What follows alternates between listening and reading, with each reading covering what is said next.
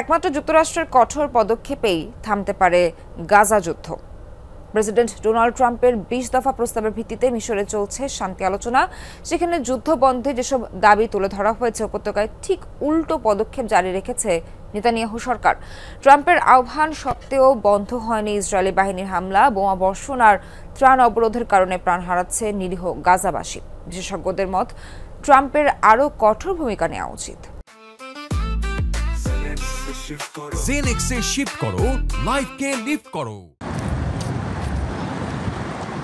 Sharm এল শেখ মিশরের এই শহরে চলছে ইসরায়েলি ও হামাস কর্মকর্তাদের মধ্যে পরোক্ষ আলোচনা।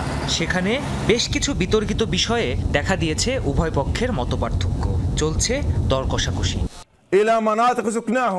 মতপার্থক্য থাকলেও গাজা যুদ্ধ বন্ধে সকল বাধা অতিক্রম করতে প্রস্তুত বলে জানিয়েছে হামাস। আলোচনার টেবিলে তাই গাজায় স্থায়ী ও পূর্ণাঙ্গ যুদ্ধবিরতি, উপত্যকা থেকে ইসরায়েলি সেনা প্রত্যাহার ও মানবিক সহায়তার অবাধ প্রবেশের মতো বিষয়গুলোকে প্রাধান্য দিচ্ছে ফিলিস্তিনের স্বাধীনতাকামী গোষ্ঠীটি। গাজা জায়নবাদীদের আগ্রাসন আর অবিলম্বে যুদ্ধ বন্ধ করাই আমাদের প্রধান লক্ষ্য। আমরা মুক্তি, সংস্কার ও স্বাধীনতার অধিকার নিশ্চিতের দাবিতে অটল। গাজার মানুষের আকাঙ্ক্ষা পূরণের সকল বাধা অতিক্রমের চেষ্টা করছে আমাদের প্রতিনিধি দল। তবে হামাস যা চায়, এখন অবধি ইসরায়েলের কার্যক্রম ঠিক তার বিপরীত। মার্কিন প্রেসিডেন্ট ডোনাল্ড ট্রাম্পের আহ্বান সত্ত্বেও গাজায় হামলা চলছেই। আগের মতোই চলছে ইসরায়েলের বোমাবর্ষণ আর নির্বিচার মানুষ হত্যা। এমনকি গাজায় জরুরি ত্রাণ প্রবেশ নিয়েও চরম আপত্তি নেতানিয়াহু প্রশাসনের। এদিকে যেন অন্ধই সেজেছেন ডোনাল্ড ট্রাম্প। বারবার সমঝোতায় আসতে তাগাদা দিলেও ঘনিষ্ঠ মিত্র নেতানিয়াহুর কোনো ত্রুটি দেখছেন না তিনি। সাংবাদিকের প্রশ্নের জবাবে দাবি করেন, যুদ্ধ বন্ধে বেশ আগ্রহী ইসরায়েল সরকার।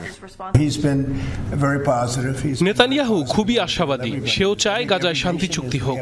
আমি মনে করি সকল রাষ্ট্রই চায়। ইসরায়েল দারুণভাবে এ প্রয়াসকে সমর্থন দিচ্ছে।